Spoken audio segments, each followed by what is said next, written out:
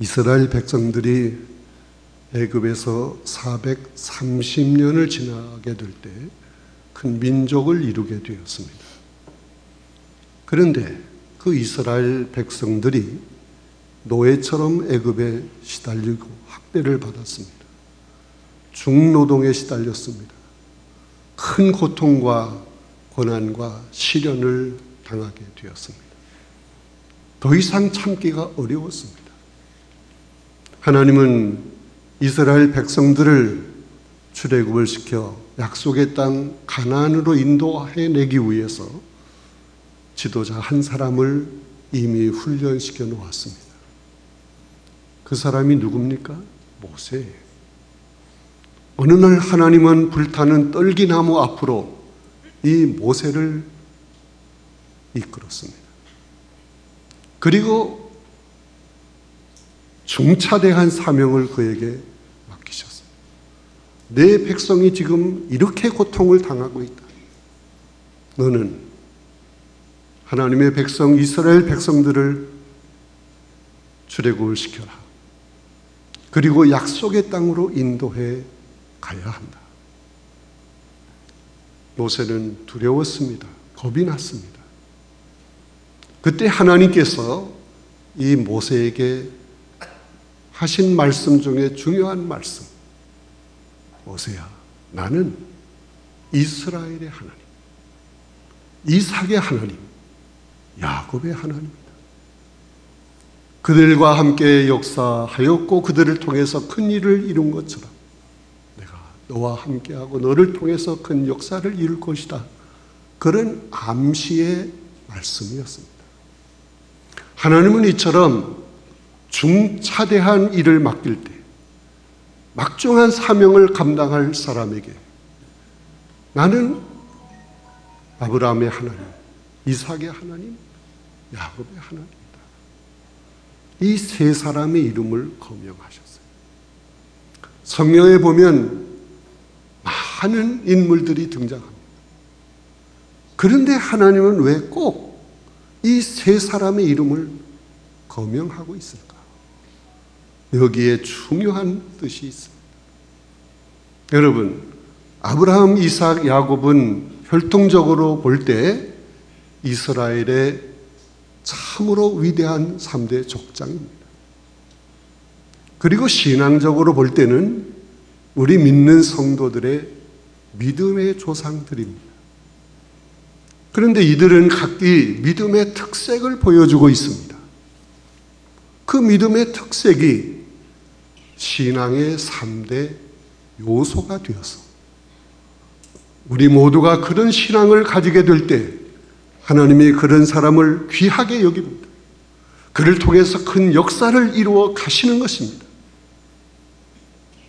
그러면 아브라함, 이삭, 야곱 이들이 각각 보여주는 신앙의 특색이 무엇일까?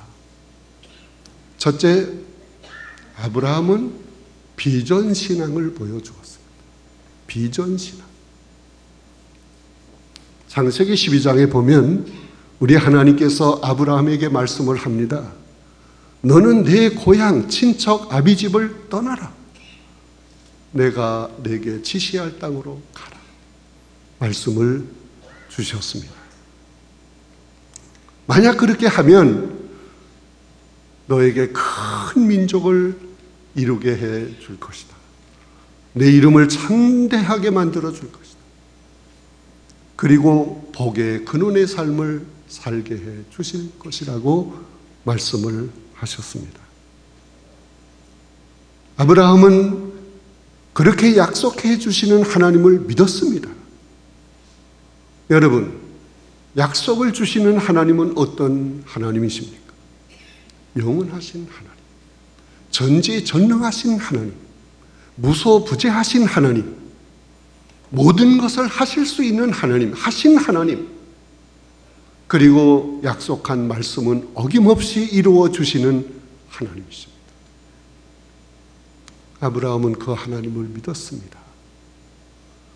그래서 히브리서 11장 8절에 보면 믿음으로 아브라함이 부르심을 받았을 때 순종하여 장차 기업으로 줄 땅으로 갈 때 갈 바를 알지 못하고 나갔다. 그런 말씀이 있습니다. 아브라함은 그 하나님을 믿고 하나님의 말씀에 순종했습니다. 또한 하나님께서 아브라함에게 자손을 하늘의 별처럼 바닷가의 모래알처럼 그렇게 번성하게 만들어 줄 것이라고 말씀을 하셨는데, 아브라함이 100세가 될 때까지 언약의 자손이 없어요. 그러나 로마서 4장 18절 19절에 보면 아브라함이 바랄 수 없는 중에도 바랬다. 그리고 아브라함은 자신의 몸이 죽은 자 같이 되었고 사라의 태가 죽은 것 같이 되었음을 알고도 믿음이 약하여지지 아니했다. 그런 말씀이 있어요. 또 로마서 4장 21절에 보면 하나님은 약속해 주신 것을 반드시 이루어 주신다 하는 이 확신을 보였습니다. 전능하신 하나님을 믿고 그 약속을 붙들고 나갈 때 큰 비전이 생기는 겁니다. 하나님은 반드시 그 약속을 이루어 주신다. 비전이 생기는 겁니다. 그래서 세상 사람들은 과거를 그리워하며 살지만 하나님의 백성들은, 비전을 가진 성도들은 내일을 바라보며 소망 중에 즐거워하며 앞으로 나가는 것입니다. 아브라함의 비전은 10년, 100년을 내다보는 비전이 아니에요. 수천 년대를 내다보는 비전이었습니다. 그 비전은 마침내 이루어져서 오늘날 이 세상에 영적인 아브라함의 자손이 편만해진 것입니다. 오늘은 서남교회 창립 66주년을 기념하는 창립주일입니다. 1955년 11월 20일 날 서문동에 우리 서남교회가 개척이 되었습니다. 개척을 하신 일대 목사님은 박종렬 목사님이십니다.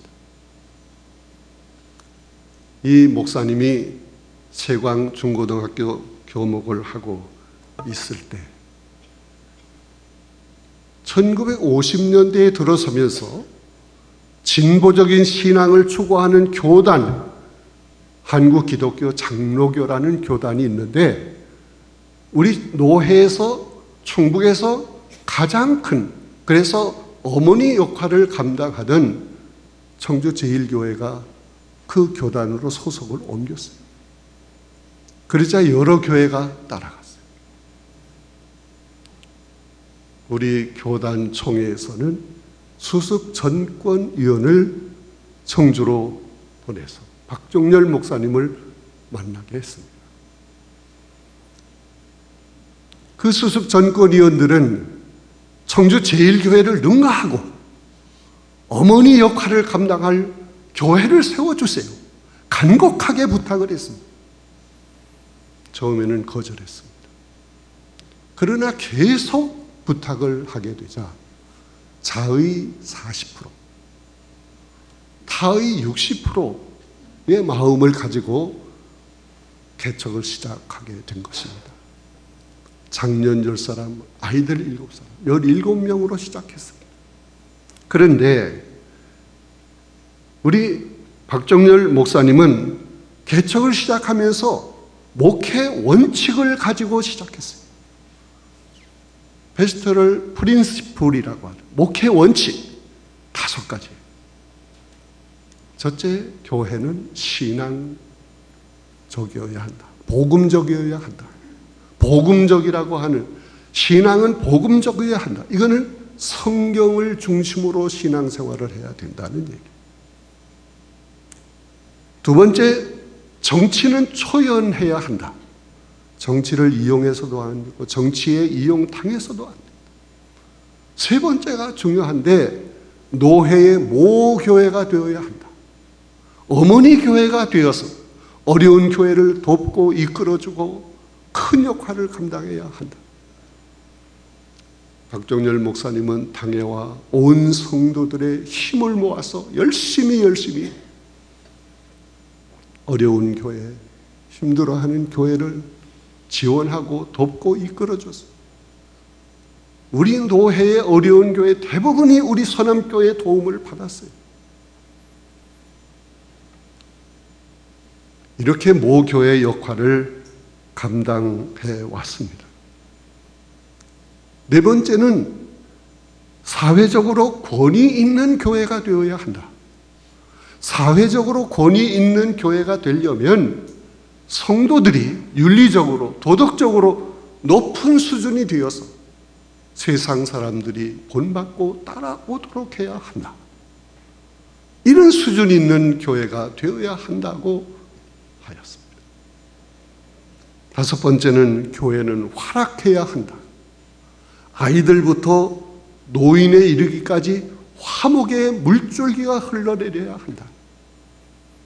반목칠시하고 화평이 메마르고 화목이 깨지고 금이 간 교회는 그리스도의 몸을 찢는 교회이다.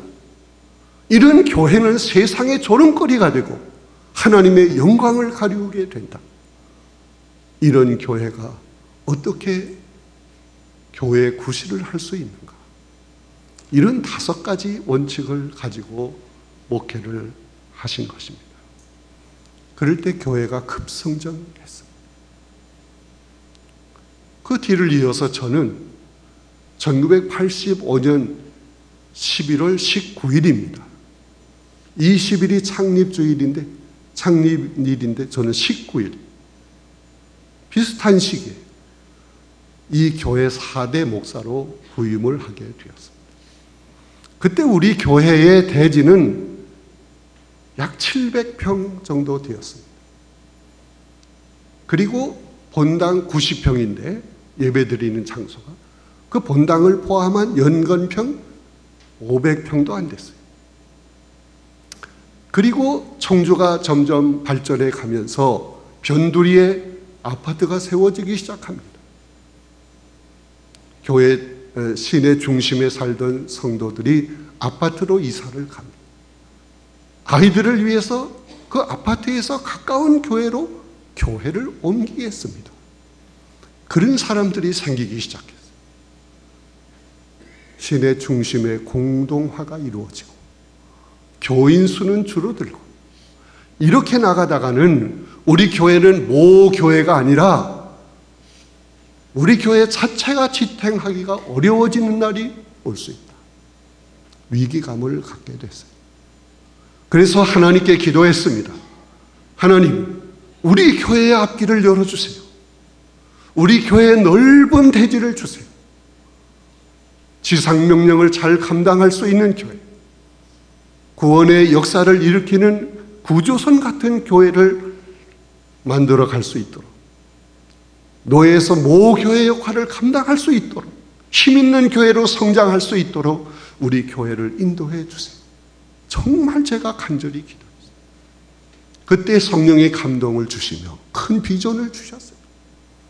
그 비전이 뭡니까?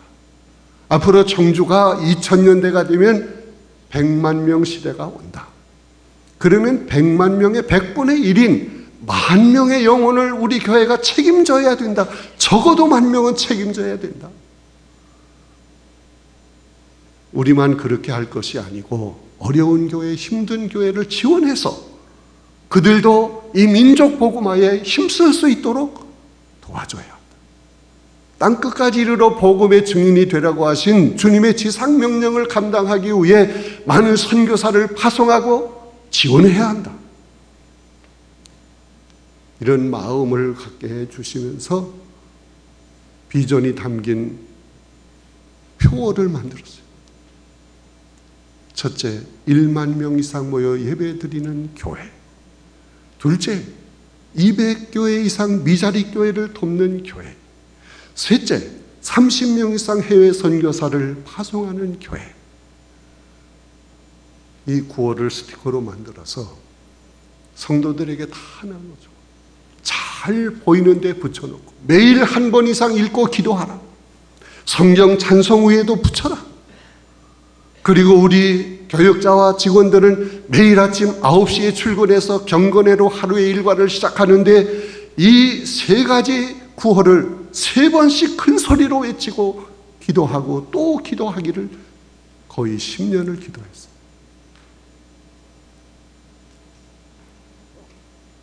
왜 이렇게 오랫동안 기도했을까? 여러분, 바닷가에 뚝을 높이 넓게 쌓고 그 안에 물이 갇혀 있는데 그 안에다가 흙을 채우고 또 채우고 채우면 좋은 토지가 만들어진다. 그러면 그 토지 위에 새로운 구상과 설계대로 새로운 도시를 만들게 된다. 마치 이것처럼 흙을 채우는 것처럼 우리가 비전을 가지고 구호를 외치고 또 외치고 외치면 그리고 기도하면 믿음의 흙이 채워진다. 이 흙이 채워졌을 때 하나님의 새 역사가 일어날 것이다. 이런 마음을 가지고 계속 기도했어요. 우리 교역자들이 아침 경건의 시간에 일하면 1만 명 이상 모여 예배드리는 교회 3번씩, 2하면 200교회 이상 미자리 교회를 돕는 교회 3번씩, 3하면 30명 이상 해외 선교사를 파송하는 계속 부르짖었어요. 기도했습니다. 믿음의 흙을 채워갔습니다. 그럴 때 조롱하고 비난하는 사람들이 생겼어요. 아니, 주차장 시설도 돼 있지 않고 예배당도 100평도 아닌 90평은 여기에 어떻게 10,000명 이상이 모여 예배를 드리더라고. 그걸 헛된 망상이라고 조롱하고 비난하는 사람들이 생겼어요. 그래도 무시했습니다. 멈추지 않았습니다. 계속 기도하고 또 기도하고 부르짖었습니다. 구호를 외쳤습니다. 마침내 하나님께서 2002년도에 이곳으로 우리 교회를 인도해 주셨습니다. 할렐루야. 이곳은 대지가 약 4,000평입니다. 그리고 이 본당을 포함해서 연건평 3,000평 가까이 됩니다. 서문동 시대와는 비교가 안 되는 거예요. 하나님이 주신 것입니다. 인도하셨습니다. 우리의 기도대로 이루어 주셨습니다. 이제 믿음의 토대가 만들어진 것입니다. 할렐루야. 이렇게 포기하지 않고 계속 부르짖어 기도했더니 하나님께서 넓은 대지, 정말 좋은 곳으로 인도해 주셨어요. 하나님의 놀라운 역사가 이루어진 줄로 믿습니다. 비전을 가진 사람은 포기하지 않습니다. 낙심하지 않습니다. 좌절하지 않습니다. 어떤 어려움이 와도 뚫고 나가는 것입니다. 할렐루야.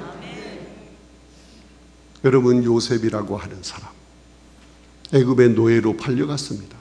그러나 그는 꿈의 사람, 비전의 사람이었습니다.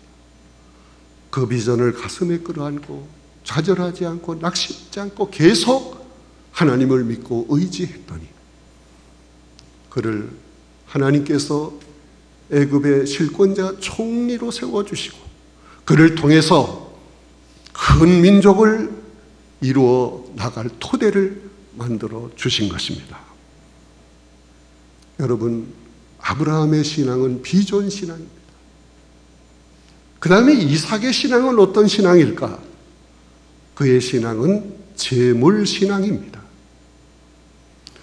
하나님께서 아브라함에게 자손의 복을 주시겠다고 거듭 약속을 하셨지만 아브라함이 100세가 되고 그의 부인 사라가 90세가 되었지만 언약의 자손이 없었습니다.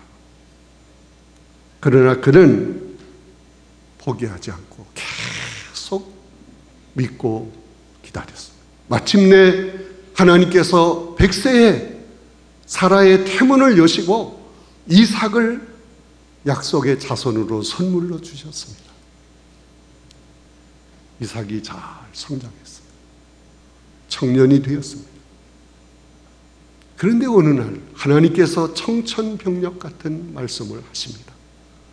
창세기 22장에 보면 아브라함아, 내 아들을 데리고 모리아로 가라. 그리고 내가 거기 지시할 산으로 올라가서 내 아들을 번제로 드려라 말씀을 하신 거예요.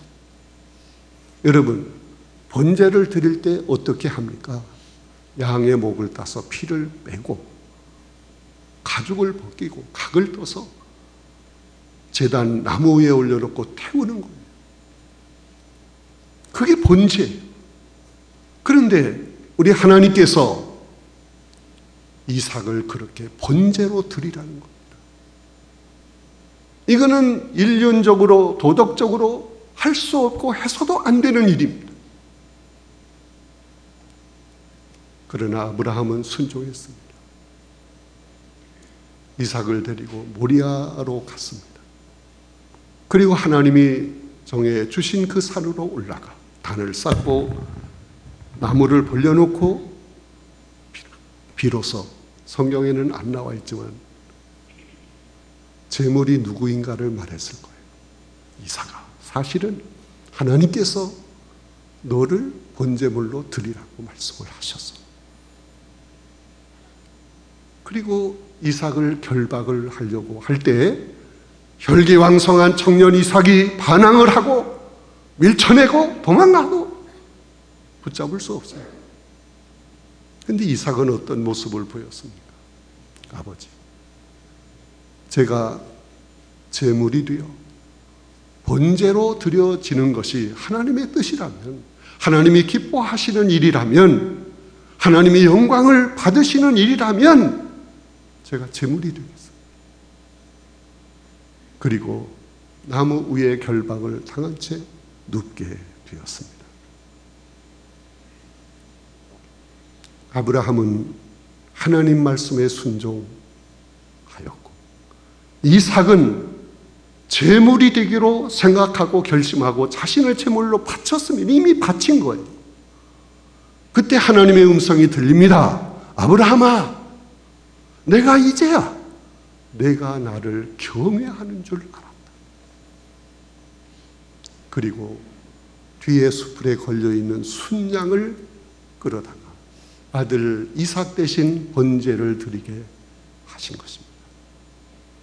그리고 번제물로 이미 바쳐진, 제물로 바쳐진 이삭을 하나님이 소중하게 여기시고 귀하게 여기시고 그의 앞길을 열어주십니다.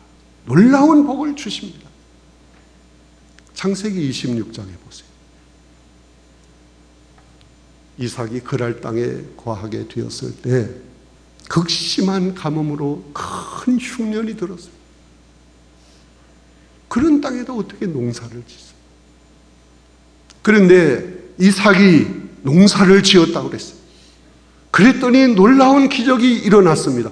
100배의 수확을 얻게 되었고, 그리고 큰 부자가 됐습니다. 장대하고 왕성하여 거부가 되어 양과 소가 떼를 이루고 종들도 심히 많았다. 재물신앙으로 사는 이삭에게 하나님께서 하늘의 문을 열어주신 줄로 믿습니다. 나 자신이 하나님 앞에 바쳐지는 제물 되는 것이 하나님을 기쁘게 하는 일이요, 하나님의 뜻을 이루어 드리는 일이요, 하나님께 영광을 올려 드리는 일이라면 나는 기꺼이 제물이 되겠습니다. 이것이 이삭의 신앙. 예수님도 자신이 어린 양 제물이 되어 인류의 모든 죄짐을 지시고 십자가에서 제물로 돌아가셨어요. 죄값을 지불하셨어요. 제물의 사명을 다하신 것입니다. 사도 바울도 제물 신앙을 가지고 죽도록 충성을 해서 마침내 순교의 제물이 됐어요. 그가 3차 전도 여행을 마치고 예루살렘으로 올라가려고 할 때 많은 사람들이 말조했어요. 위험해, 큰일 나. 그러나 사도행전 21장 13절에 보면 내가 결박을 받을 뿐만 아니라 예루살렘에서 죽을 것도 각오했다. 나는 이미 하나님께 바쳐진 제물인데 죽어도 좋다는 거예요.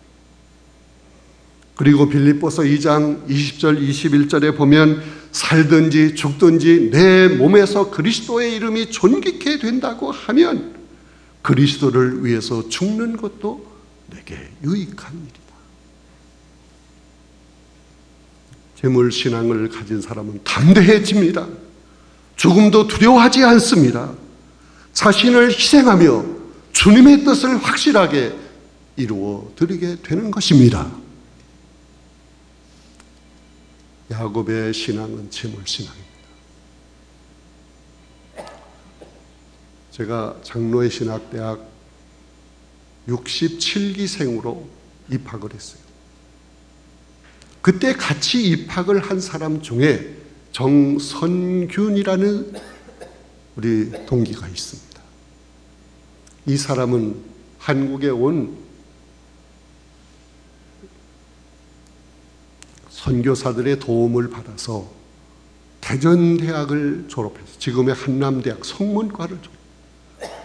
그리고 장신대에 입학을 했습니다.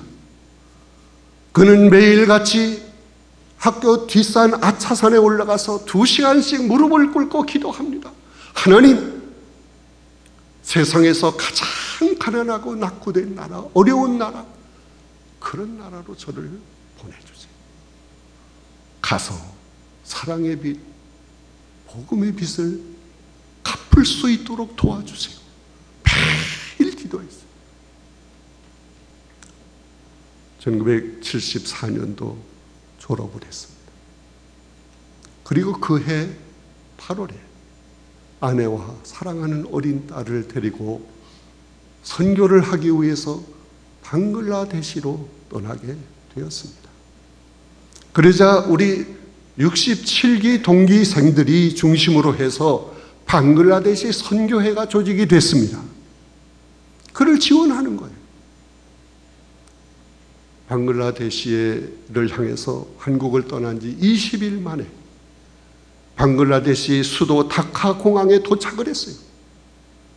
그때 방글라데시는 8,000명의 인구였습니다. 이슬람교가 90%가 되었어요. 문맹인이 85%예요. 죽음과 질병이 창궐하는 나라, 전쟁이 휩쓸어간 폐허가 된 나라, 소망이 없는 나라, 가장 낙후되고 가난한 나라, 그 나라에 도착한 선교사는 공항 바닥에 무릎을 꿇고 두 손을 들고 하나님께 감사의 기도를 드립니다. 하나님, 이렇게 가난하고 이렇게 낙후된 나라, 못 사는 나라, 힘든 나라, 희망이 없는 나라에 이 종을 보내주셔서 사랑의 빛, 복음의 빛을 갚을 수 있는 기회를 주셔서 참으로 감사합니다. 이 방글라데시를 저에게 주십시오. 제가 이 방글라데시에서 복음을 전하다 순교의 제물이 되겠습니다. 저를 붙들어 주세요. 저를 받아주세요. 간절히 기도해요. 그리고 하나님 앞에 맹세한 대로 죽도록 충성을 다합니다. 7년째 안식년이 되었을 때 그의 몸은 만신창이가 됐어요. 너무너무 힘들고 지쳤습니다. 한국에 와서 안식년을 보내고 다시 방글라데시로 갔어요. 근데 방글라데시에서 그의 정부에서 제 입국을 거절했어요. 그래서 할 수 없이 파키스탄으로 건너가 복음을 전하기 시작했습니다. 방글라데시 선교회는 파키스탄으로 가서 선교하는 이 정선균 선교사를 돕기 위해 명칭을 바꿨어요. 방글라데시의 파키스탄의 파에서 방파 선교회. 이 방파 선교회로 명칭을 바꾸고 계속 지원을 했습니다. 그런데 정선균 선교사가 1982년도에 파키스탄의 교회 지도자들 몇 명을 이끌고 한국에 왔어요. 한국을 좀 보라는 거예요. 저는 그 당시 흑석동, 서울 흑석동 남석교회 담임 목사로 있었어요. 그래서 이 정선균 선교사가 한국에 왔다는 것을 알고 초청을 해서 선교 보고회를 갖게 했습니다. 그런데 이 선교 보고를 하는 도중에 참으로 기적적인 놀라운 사건을 간증했습니다. 방글라데시에서 열심히 선교를 하고 있을 때 마을 사람들이 마을 공터로 이 방 선교사를 나오라고 끌어냈습니다. 방 선교사는 분위기가 이상함을 짐작하고 내가 오늘 선교하다가 죽는 순교하는 날이 되겠구나, 그렇게 생각하고 하나님 앞에 간절히 기도합니다. 하나님, 이 생명을 받아주세요. 이들에게 복음을 전하다가 순교하게 되는 것도 영광으로 생각합니다. 하나님, 내 생명을 받아주세요. 간절히 기도하고 그들이 원하는 공터로 나갔어요. 근데 아무도 보이지 않아요. 내가 기도하다가 조금 늦게 나오니까 기다리다가 다 돌아갔나 봐. 그리고 돌아서려고 하는 순간 여기저기 숨어있던 동네 사람들이 손에 무기를 들고 나타났어요. 곡괭이, 삽, 낫, 도끼, 방망이, 이런 농기구를 무기로 들고 포위를 하고 좁혀오는 거예요. 방선균 선교사는 정말 내가 여기서 순교를 당하게 되는구나. 그때 하나님 앞에 그는 기도했습니다. 하나님, 내가 여기서 순교를 할지라도 마지막 이들에게 복음을 전하게 해주세요. 복음을 전할 수 있도록 도와주세요. 그때 그 방글라데시 사람들의 언어는 벵골어입니다. 이 정선균 선교사는 겨우 더듬더듬 벵골어로 의사를 소통할 정도인데 갑자기 성령이 그에게 임하시고 가슴을 뜨겁게 하고 담대하게 만들어주더니 입이 열렸어요. 방글라데시 공어 언어 벵골어가 유창하게 막 나오기 시작합니다. 마치 방언을 하듯이 나옵니다. 여러분, 내가 이곳에 온 것은 여러분에게 복음을 전하러 왔습니다. 예수 그리스도를 믿어야 삽니다. 그분은 우리의 죄짐을 짊어지시고 십자가에서 죽으신 분이십니다. 예수 그리스도를 믿어야 죄사함 받고 구원받고 하나님의 백성이 됩니다. 영원한 생명을 얻는 것입니다. 유창하게 어디서 그런 말이 나오는지 그들에게 복음을 전했습니다. 그때 놀라운 일이 생겼어요. 험상궂은 얼굴로 무기를 들고 포위를 좁혀오던 그 많은 사람들이 마치 로봇처럼 뻣뻣하게 굳어서 움직이지를 못하고 있는 거예요. 그래서 정선교사는 그들 사이를 유유히 빠져 돌아왔다는 것입니다. 하나님이 그의 생명을 지켜주셨습니다. 그를 보호하셨습니다. 계속 선교할 수 있는 길을 열어주신 것입니다. 여러분, 이렇게 죽도록 충성을 다하며 순교의 제물이 되기를 원했던 정선균 선교사. 마침내 1984년 4월 달에 급성 간암이 걸렸어요. 치료를 해도 안 돼요. 그래서 마침내 40세의 젊은 나이에 순교하게 되었습니다. 그가 순교한 후에 이 방파선교회는 더 열심히 불이 붙었어요. 전국의 수많은 교회, 수백 교회가 방파선교회에 들어와서 함께 선교에 동참을 하는데 30명 이상 선교사를 파송하고 선교비를 지원하며 가장 큰 선교회가 되었습니다. 저도 그 선교회 회장을 역임했습니다. 사랑하는 성도 여러분, 이삭의 신앙은 재물신앙입니다. 오늘 우리가 신앙의 제물이 되어서 사명을 감당하고자 할 때, 제물 신앙으로 살고자 할 때 하나님은 여러분 한 사람 한 사람을 귀하게 여기시고 붙들어 주시고 앞길을 인도하시며 놀라운 새 역사를 이루어 주실 줄로 믿습니다. 이삭의 신앙은 제물신앙. 계속해서 야곱의 신앙은 실천신앙입니다. 야곱은 축복받을 자손입니다. 하나님이 약속해 준 축복은 받아놓은 밥상이에요. 그러나 야곱은 가만히 앉아서 그 축복을 기다리지 않았어요. 그가 가지고 있는 신앙을 실천으로 옮겼습니다. 그래서 하나님의 축복을 받아낸 사람입니다. 장자가 귀하다 하는 것을 안 이 야곱은 형 에서에게서 방법은 좀 틀렸지만 장자권을 얻어냈어요. 아버지 이삭이 마지막 축복하는 그 기도가 너무도 귀하다. 이것을 안 이 야곱은 형을 속이고 이삭을 속였어요. 형 에서를 가장해서 그 축복을 다 받아냈어요. 그리고 원한에 찬 형의 얼굴을 피해서 멀리 하란 땅 라반으로 도망을 갔어요. 혀를 단신 빈손으로 도망. 그는 거기서 20년 동안 그가 가지고 있는 믿음을 생활로 옮겨서 부지런히 열심히 꾀부리지 않고 충성하며 주어진 일을 감당했어요. 20년 동안입니다. 그럴 때 하나님께서 그에게 많은 처자식을 주고 큰 겁으로 만들어 주셨습니다.